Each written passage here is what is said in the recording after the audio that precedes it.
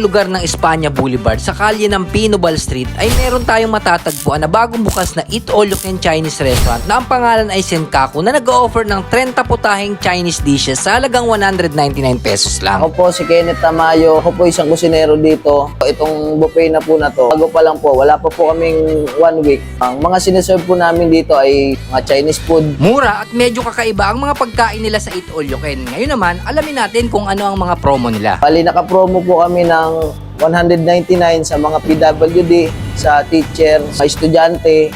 Medyo nangangapa po kami sa customer ngayon kasi tulad po ngayon, magbabakasyon. Yung estudyante, wala pong pasok. Sa business, may oras na malakas, may oras din namang mahina. Kaya kailangan pag-isipan, tamang diskarte ang nararapat. Dati po siyang a la carte, pero ginawa pong buffet. Ganun po ang style namin. Kumbaga, ang Chinese food namin na mga dish, ginawa pong buffet. Sino ba naman ang hindi maku-curious sa 30 putahe? Pero ano-ano nga ba yung mga inclusion nito? Iba-iba po, may sabaw, may mga steam kami, vegetable, may chicken. Dito kompleto po kami. Iniimbitahan ko po kayo dito sa bagong open namin na restaurant. Ang pangalan po ng restaurant namin ay Senkaku. Located po kami sa 864 Pinobal Street, Espanya, Manila. Located po sila sa may 3rd floor po. So kung gusto nyo pong kumain, dayo nyo lang po sila. Nasa kantuhan lang po sila ng Pinobal at Espanya, Manila. Makikita nyo, ayan, ang dami po yan. May mga chicken wings din sila, ayan. So kung nagbabalak po kayong kumain at naghahanap po kayo ng mga authentic Chinese food, puntahan nyo po sila. Ayan, ang dami po lahat yan. Pati yung mga chicken, ayan, oh. Solid na solid. Napakasarap. At napakalambot po niyan. Yan. For example, yan lang po, yung parang grilled chicken na Chinese. Yan, wala pong buto yan, syempre. At meron din sila ditong mga yan, makikita nyo yan, kabisado yan lahat.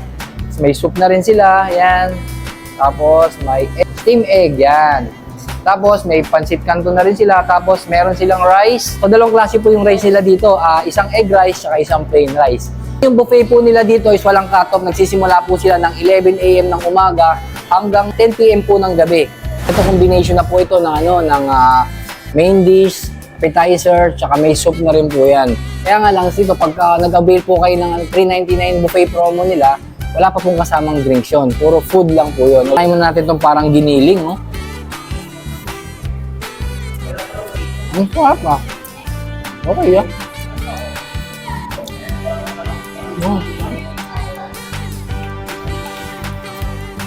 Ito naman yung parang talong, Chinese na parang Asian type ng pagluluto ng talong.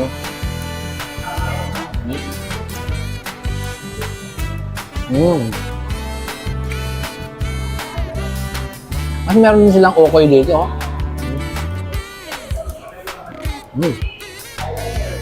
Sausaw natin dito yan.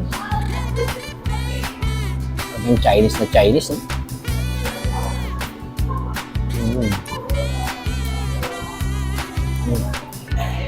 Nagkamay na ako, nagugas naman ako.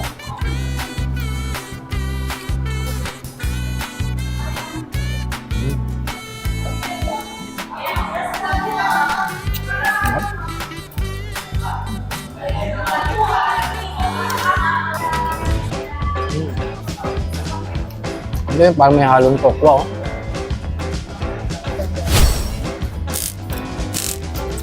may mga fried chicken din sila rito, yan,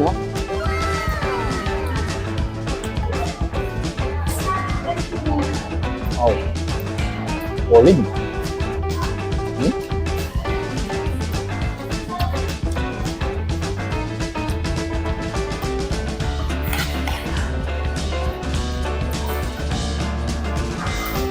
Buttered corn, yan. Tingnan natin ang lasa nito.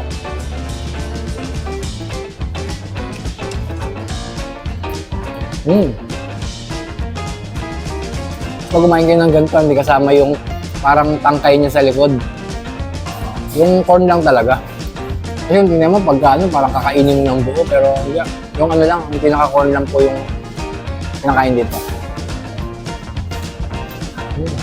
Kumuha na rin ako ng mga selected na putahe na nagustuhan ko rin sa nila, sa buffet nila. Ito yung sweet and sour.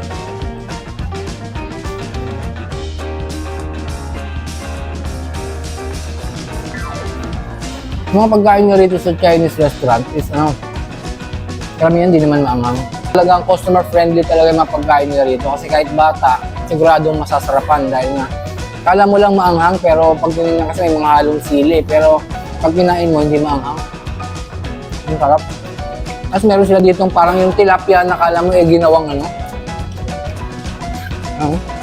tilapia po yan Yan.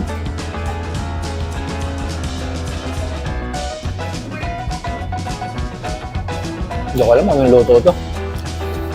Ay, mukhang masarap, no? Tingnan natin.